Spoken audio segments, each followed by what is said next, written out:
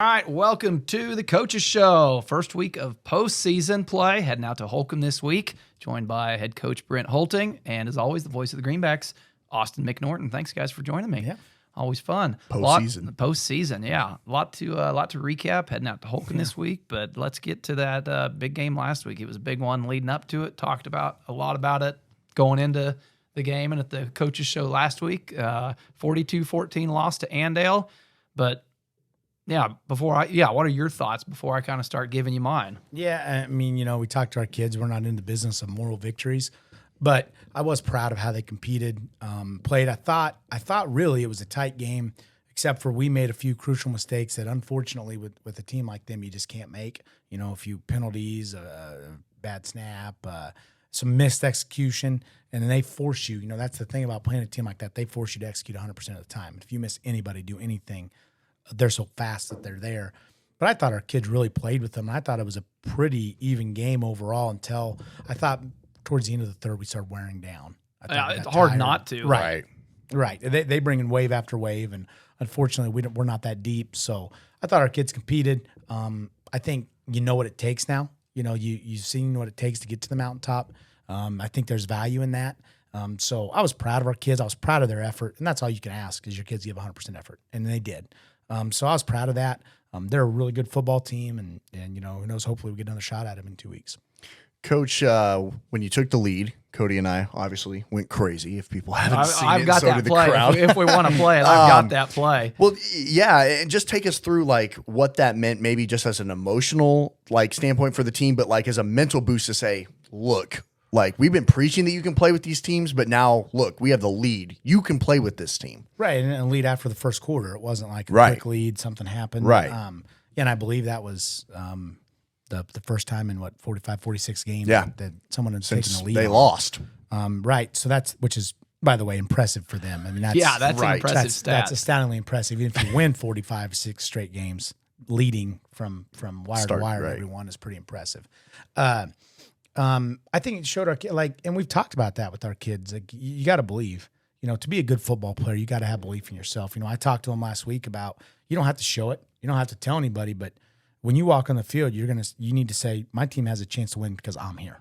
You got to have that inner confidence in yourself. I'm the best player on the field, so my team has a chance, and you got to believe that in every play. And then when you believe that, when bad things happen, you don't get too low. When good things happen, you don't get too high. You just keep playing. And you play every single play.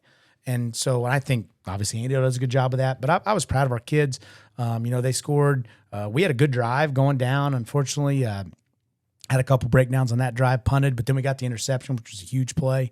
And then we were able to go drive down and score. And, Jared made a great catch. And it was really a good throw, too. We were able to score on them, take the lead. And I think post-game, our kids were like, man, yeah, now we know what they do. We can play with these guys if we do stuff. They understand we have to execute at a high level. You cannot beat a team like that executing averagely. You've got to execute at a high level. And I think they understand that. And that's good to see sometimes. Sometimes you almost want to see it early in the season. But now we know, and I think it's only going to help us from here on out. I want to play that play before we get going any further after talking about it here. And that play, too, your call got you another award this week. I did not heard the call. Call of the week. Oh, yeah. Let me see if I can pull it all up here. Sportscasters Talent Agency of the Week. Yeah, let's see here. Let's see it. Here we go. Go for it. Greenbacks have already used a timeout. There's only 5 on the play clock. They have to hurry. 4th and 11. Haney under pressure again. He'll throw it across the middle. It's caught! It's caught at the 1-yard line! Touchdown! Touchdown Greenbacks! A one-handed catch by J.R. Greenback. Touchdown by J.R. Johnson. Wow! And if you're not... That was great. That was great. That's awesome. Yeah. That gives you chills. Yeah. There we go. It was pretty electric. Heck of a play. Pretty electric. In fact, in the booth video I did, I cut to you, and you're sitting there jumping up and down. Oh, it was great. That's awesome. The booth was fantastic. The crowd was going crazy. Neat to see. Yeah, great really, crowd. At that point in the game, that's it kind of gives you that confidence that we can, okay, we got a shot at this, and it had to have done that to the boys too. For sure. We're beating them 7-6, into the first quarter. Let's go. Yeah, and I think we had a 3rd and 6 first drive. We just got to get off the field. We had several 4th downs. Yep. We jumped. That was a big one in the second half. Even the drive after that, they go down and score, and we're driving again, and we had a penalty, unfortunately. We had a penalty early in that one, and we thought we had something set up. But I thought our kids, we moved the ball. Even at the end of the half, we ran out of time, but we were moving the ball. We were in their territory. I think, three of our first 4 drives, we were in their territory. And I promise you they haven't said that much this year. Yeah. I know watching all their film, they haven't had that much. So, I was proud of our kids for that. Now we just got to finish. We got to finish drives. We got to finish plays. We got to finish possessions, get off the field on 3rd and 4th down. So it was fun. Those games are always fun to compete in and to play in when you want to be an athlete and a competitor. You want to play against high level talent. You don't want to play against teams you're going to beat every week. That's not as fun. You don't get juiced up for those. So I think our kids had fun with that, and I think now they know what it takes. And like I said, hopefully we apply that this week against Holcomb. Well, yeah, and not going too much into Holcomb, but do you feel like, because we saw after the Cheney game, like the intensity kind of kicked up, and that was one of the best games of the season, Cody and I said, playing against Hoisington. Do you feel like now after that, playing at such a high level against by far the best team in the state, to say, all right, like we can play at such a high level, let's go show that on the road now in the postseason? Yeah. We talked about consistency, and that's kind of what we've been talking about all season is right. We know we've got some kids capable of playing at a really high level, but can they do it on a play-to-play basis? Not just one play. If you can do it one play, you can do it every play. And we've challenged some of our kids that we thought didn't do that as well this week. Like, hey, bring it. Because all of our kids, there's not one kid that we play varsity that I can't show you a clip or two of, them executing at a really high level against good people, against good opponents. So we just got to bring that and consistently do it. You're not going to make every play. They're trying to make plays too. Against a team like that, you're not going to win every battle. The goal is to win, like I said, 52% of the battles, and hopefully you win the big ones. So you win the war, like the 4th and 11 that we scored on and stuff like that. So I think our challenge is, can we get up and then can we play consistently? Not do it every once in a while, but do it every play. Sorry, I had my pre-show banner up the whole time on the graphic here. That's I just noticed that. So anybody watching, if you're listening, it didn't matter. But anybody watching there, yeah, I'm sure I'm going to get some jabs for that for my editing. So yeah. What I was telling him, I talked to some of the kids Saturday morning down at the flag football. Drake and Max and a lot of those kids that coach some of the flag football teams, which on a separate note, I think is pretty cool. It's really cool that those kids, cool. can play a game like that or any Friday night. Right. And then they're up every morning Saturday coaching, the 5th, 6th, 7th graders or younger than that. Yeah. But yeah, I asked him, how was the game last night? How'd you guys feel? And of course, they were all bruised from here to here. But they said the Andale kids couldn't have been, more respectful, more sportsmanlike. Because I asked him, I said, what was it like on the field? Any back and forth or any, and they said, no, not at all. He said they were, they'd pop us, we'd pop them. You'd get a, look up and they're sticking their hand out to help you up. So there wasn't any talking. Just he said it was a fun game to play, good clean game, and I thought that was good to hear. Yeah, and we always see that from our kids, and you never know what to expect from a the behemoth of a dynasty like that. But so kudos to Andale. That they sounded like their kids, are coached not well, just scheme wise, but just the culture too. I think the coach there is when you're good, you don't have to tell everybody. You know you're good. You don't have to tell everybody about it all the time. And yeah, kudos, hats off to them. That's a great staff over there. Obviously, they do a great job. Their kids believe in what they tell them, and they go execute at a high level, and they've got a great scheme to go along with it. But yeah, I'm really proud of our kids for that. And you mentioned that, our kids, volunteering their time, and I think that's huge in the community. And we have several kids doing that. Not just a few, even more. Yeah, I just named the ones that coach Crosby's team, but there's a lot more of them down there, and even if they're not coaching, a lot of them are reffing, or some of them just come and watch some of our kids. They're pretty awesome like that. We're a special group of kids, but that's tough. We've all played football on Saturday morning after a game, especially a game like that. You're hurting. I talked to a few of them. Obviously, I was at Cameron's cross country meet on Saturday, and they were like, yeah, it hurt to roll out of bed this morning. Rolling out was hard, and we knew it was going to be. And so, yeah, kudos to them, and I think that's props to them. And then also, like you said, Andale, they're a classy, they're a mountaintop program for a reason. When you do things the right way, off the field, a lot of times your results on the field show that, and theirs do. Coach, we talked about the efficiency of your offense against the most elite defense in the state. Talk about the way your defense played, because you mentioned how tough it was maybe for some of your kids to roll out of bed. Andale took some shots too, probably for the first time this season. So how did you feel like your defense played against their offense? I thought we played okay some on first and second down. I didn't think third and fourth down was very good. I thought third and fourth down, we've got to learn to get off the field. We had several third and mediums, third and 6, third and 7, third and, one of their touchdowns, their third touchdown before the half, it should have been a 14-7 at worst game, was a third and 18. We've got to get off the field on those. We've got to know down and distance. And then I thought the big thing, and that's they speed you up a little bit. We were reaching for tackles instead of running through. We have a lot, going back on film, we had a lot of times where we met them for a 1-yard gain, but they ended up getting 4 or 5. Yeah, because they run really hard. We talked about that. And that's not stopping your feet. Don't say, oh, he's there, I'm going to reach for him, try to grab him. They run really hard. Some of the people that we play that you can grab and we're strong enough that they're not it. They're going to run really hard and they're going to run through those tackles. Just going to slightly slow them down. So I think that's what we've got to improve on. I thought we did some good things at times. Once again, though, we've got to get them in punting situations. We've got to make them punt. We've got to get the ball back. They can't score as efficiently as they did, and that's on us. So I thought we're gonna have to be better on third and fourth down because they're gonna come at you all 4 downs. It doesn't matter if it's 3rd and 18. They think they're gonna compete and they think they're going to make the play. And I thought we have to take advantage when they get a holding penalty or something like that. We've got to take advantage of it and get a punt out of that. And so that's something we're gonna work on. And we'll work on that and try to be better. Hopefully, if we play them again. What moving off of that game a little bit there? What type of awards did we get handed out for hit stick and things like that? Okay. Last loss we didn't hand out a hit stick. Did it make it? Did it make it we this time? We had one because it was good. It was good. I don't know if you guys saw it.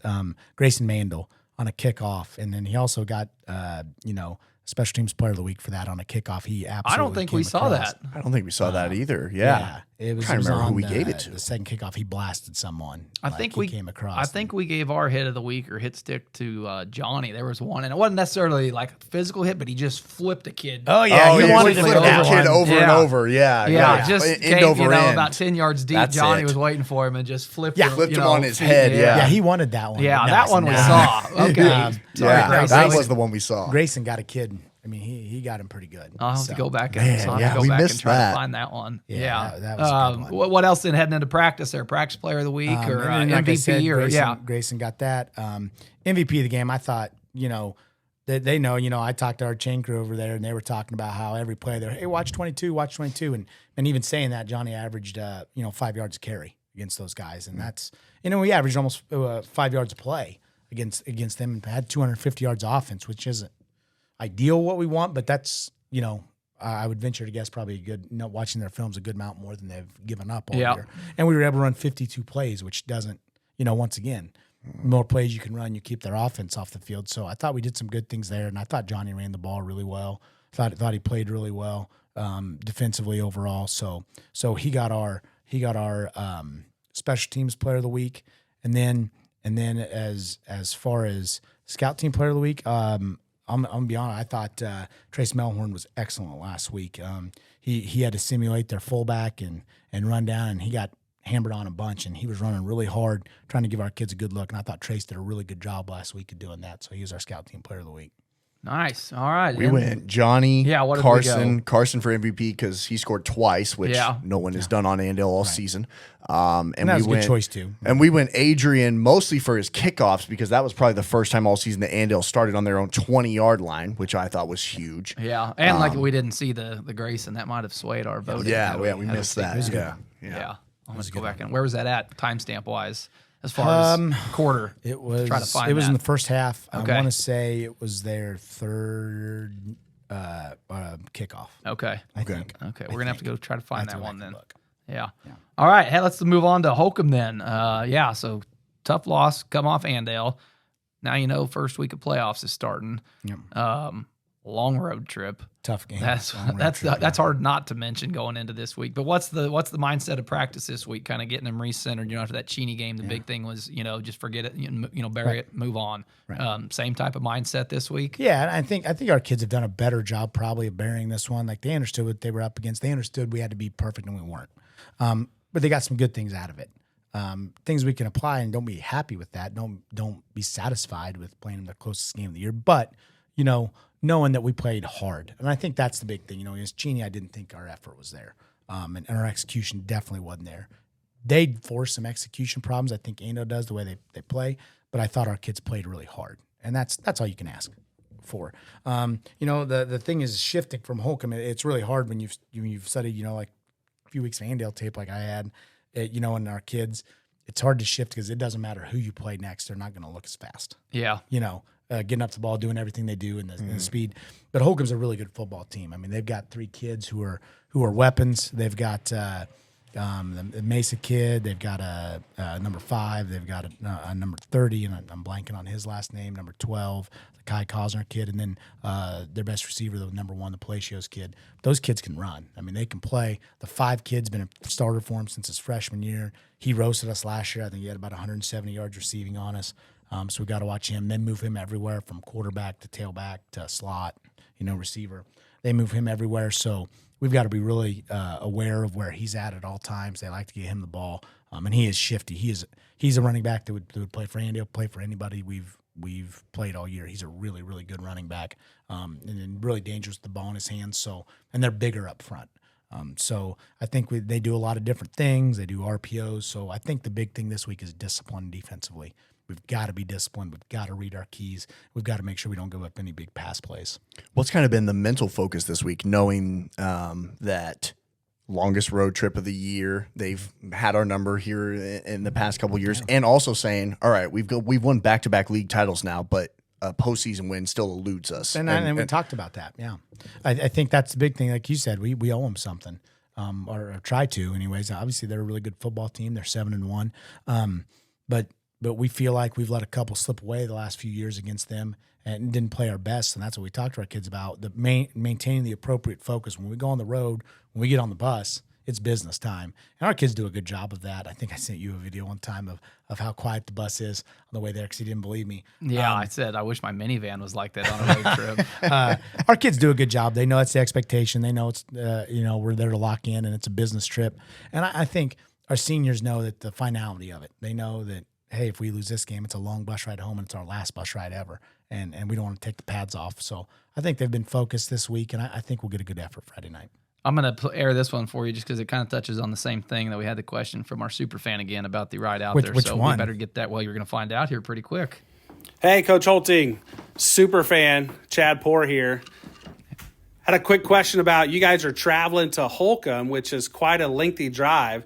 I'm glad because it's 30 minutes one way closer for me, so it's an hour less drive for me this Friday. But how do you tackle your team being in a bus for that long when they haven't had to do it all year? And how do you keep them to where they're not just getting tight and sore? And I know you're going to stretch and get them loose, but how do you tackle a long trip like that on a bus ride for a group of high school boys?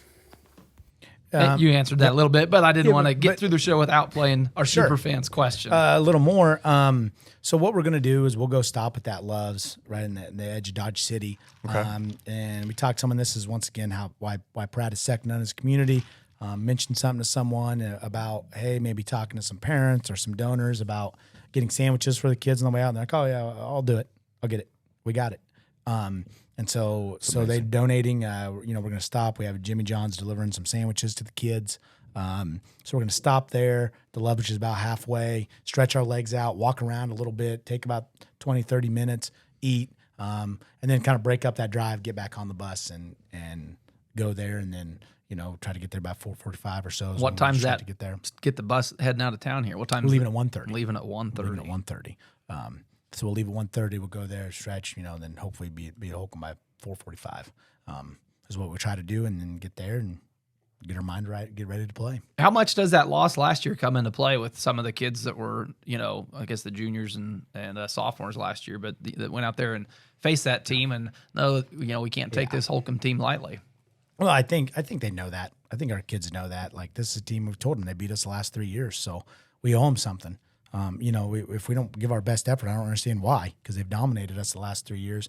I think some, especially, Johnny got hurt second play of the game. That's right. Yeah. Had a big long run and got hurt at the end of it, and that's start of his ankle issues. And so I think he's ready to go. I think he wants to. He feels like he has some unfinished business against these guys, and that's good. A motivated Johnny's always good. That's right. It's scary, more like it. So, but I think our kids know, and I think you can throw the opponent out the window, and not that it's playoffs. If you're not ready to play in the playoffs, then I don't know what to tell you.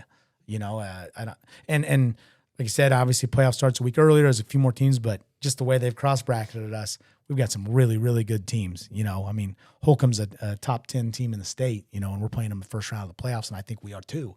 So it's going to be a great matchup. You know, I've had several coaches around state text, oh my gosh, I can't believe you two are playing the first round, and that's just kind of the way it's set up now with Keisha. You know, we have to deal with it, and so I think our kids will be ready to go. I think they know the task we have in front of us, and that I think it'd be a big win for the program, for them, big win across the state. So we're excited. Yep. Be a big win for you. We were talking earlier about, you know, a 7-win season would be a good, you know, hasn't happened since the state runner-up year, I don't think. But yeah, you know, we haven't had a 7-win season around here, and it'd be your first postseason win here in Pratt, right? Right. Yeah. Well, talk about your offensive scheme. You talked about some of those guys you're going to have to key in on for them with their hard runners. But remembering last year, Enoch Walton had a freaking unbelievable game last year against Holcomb. Is that kind of the key again to say, man, we got to physically run the ball? Yeah, we got to get downhill. Right. We got to get downhill. They gave us our counterplay a little bit last year, so I'm sure they're going to try to be taking that away. Just because, you know, even when Johnny went out, Grayson had a big game that game. Dalton Weber ran for quite a few yards that game. Right. You know, because that's kind of what they were giving us with this, you know, and you guys know every week this offense kind of changes identity depending on, or changes the, you know, who gets the carries depending on what they're giving us. So I think they're probably going to try to take that away, if I had to guess, this year, knowing what we had last year. Big thing is, we've talked to Ryan about finishing blocks, getting downhill. We're a good team when we get off the ball and get downhill, even if we make a mistake when we're going north-south. When we start going east-west and start trying to hook and guess and stuff, that's when we run into some issues and we clog up lanes, and we clog up running lanes, you know, blocking lanes, things like that. So our challenge to our kids this week has been get off the dadgum ball. Get off the ball, make some space, make some room to run, and then I think our backs can handle it from there. Awesome. What this is a bit of an odd question, but I've had some conspiracy theories out there from some of my buddies that are super fans as well, saying that they think that maybe you're playing some mind games, some chess games, that you know that other coaches watch this show probably. So anything you say on it probably can't be taken too seriously, or if it is, it's more like your first move in like the Queen's Gambit type of thing. Is there any truth to that? I'm always serious to you. There is. The only thing that there is truth to is how bad I beat you in ping pong this weekend. I have no comment. You didn't mention that at all, so I'm glad that got brought up. Josie told me I had to bring that up. Well, so on the podcast. See, another you're super the ruler fan. in cornhole and ping pong now. What game's next? Foosball? We're about to have some technical difficulties. This is going to glitch out and go off the air. I'm not sure. No, Cody's actually a really, really good ping pong player. Wow. Man, I feel like we always get sidetracked. It's a hidden talent that we just discovered. My shoes one week. Now it's one bad night of ping pong. That's I sidetrack. Not the only thing that went wrong that night, but we won't go there. That's when I sidetrack it went. No, yeah, I mean we're aware that other people watch this show. Yeah. Okay. Just I had to ask. You know, I'm a man of the people, so I bring those questions to you. What else do we need to get to on Holcomb? I'm excited for a good game. We hope, you know, we hope, but we know it's a long game, but these kids have had a great season. We hope everyone shows up, you know, comes out, supports them. We have a big crowd there. Our crowd's traveled really well this year. And like I said, it's going to be a great game. You know, there's 7-1, we're 6-2. I think, it's going to be It's going to be awesome. Is it truly that 1-0, like one game next opponent mentality this week? Because there's a lot of room, and I'm guilty about it too, being a media guy, of saying, oh, well, we got Andale if a win happens. Is it truly like you don't even know that Andale's there? They're gone. They're buried, and if we win, we'll talk about them again next week. But right now they're gone. I mean, especially if, you know, if you're playing, you know, if we would happen to have a 4 seed and it would be maybe a Nickerson type or something, you can look ahead a little bit. But no, this team is really good. They're really well coached. You know, Teeter's a 2-time state champion. They demand your full attention, and we're giving it to them this week, and hopefully we come out and play at a high level. I had somebody ask me this to to bring up in a coach's show at some point. And just speaking of full attention, how hard is it nowadays versus 20 years ago? And I'm sure the answer is probably social media. But when kids can get on, every school's got a Barstool account. Max Preps has everybody's stats online. Everybody's got Huddle highlight films. And how much more difficult wise is it, to keep kids focused in this day and age versus 10, 15 years ago in a big week like this with a 2.5 hour trip to just sit around on your phone and be distracted. Certainly challenging. I think, and like you hit the nail on the head, kids are so much more aware. I mean, going back to when we played, you may know a score too, but you probably couldn't look up for sure all their scores. And if you just didn't remember them because you heard it one week, I remember waking up the next morning and checking the local newspaper to see what the scores were of all the area schools in my league. Because we didn't talk to everybody. We didn't talk to all that. So it's definitely different. With the age of instant gratification, you get news instantly. There are good things with that. There's so much more film we can watch. I think we've got every single film. I know Coach Brown was like, oh, my gosh. You remember when he saw how many films we got, you reach out to people and try to get as many as you can if they'll give them to you and see what you can get. So we certainly got a fair amount anyway. I think that's a blessing and a curse sometimes. You sometimes bog yourself down. Sometimes too much info you see too much. Yeah. You see too much when in reality, you usually try to put more weight on what have they been doing lately. Because every team progresses throughout the season, finds their identity, kind of finds themselves and what they do well, and especially in pressure clutch situations, what are you going to go to? What are you going to turn to? Right.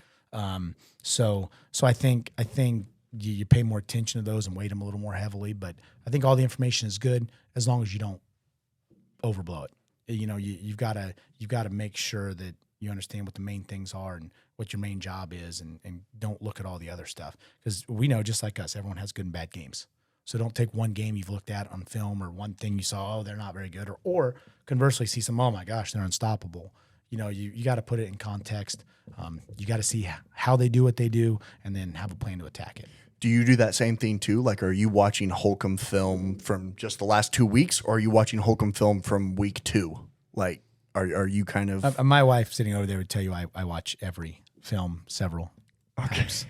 I'm a pretty obsessive. That's something I enjoy. That's one of the things I really love about coaching is watching film and saying maybe, it's fun to have those eureka moments where you, hey, we can do this because they're doing this. That's the fun part to me. Like, it's fun to deliver to the kids like, hey, we're putting this in because they can do that. We can do this because they're doing this. I think that's a lot of fun. Or finding a tell maybe, offensively or defensively, saying, hey, every time they do this, they're doing, like, we've got them now. We found something. You talk about that chess game. That's a lot of fun for me. I think personally, I find a lot of joy in that, and that maybe mundane for some people, but I like it a lot. So yeah, I'll watch film quite a bit and try to see if we can pick up any hints, tips, tricks, anything that can help us win. I love that. All right, Coach. Well, I think that's all we got for you. I'm excited not excited for the road trip, but once we get out there, it's going to be great. I think we're going to have a good night out there. Postseason football, you can't beat that. Weather's going to be nice. Tune in to Austin will tweet out some links. I'll probably put some stuff on Eastus Media. Like we got you covered. Gonna try, and I know their YouTube feed is free. Yeah, we're going to have options to watch it. Yep, so for sure. Tune in Friday night. Coach, thanks. Austin, thanks. Good luck. Let's go. All right. Appreciate it.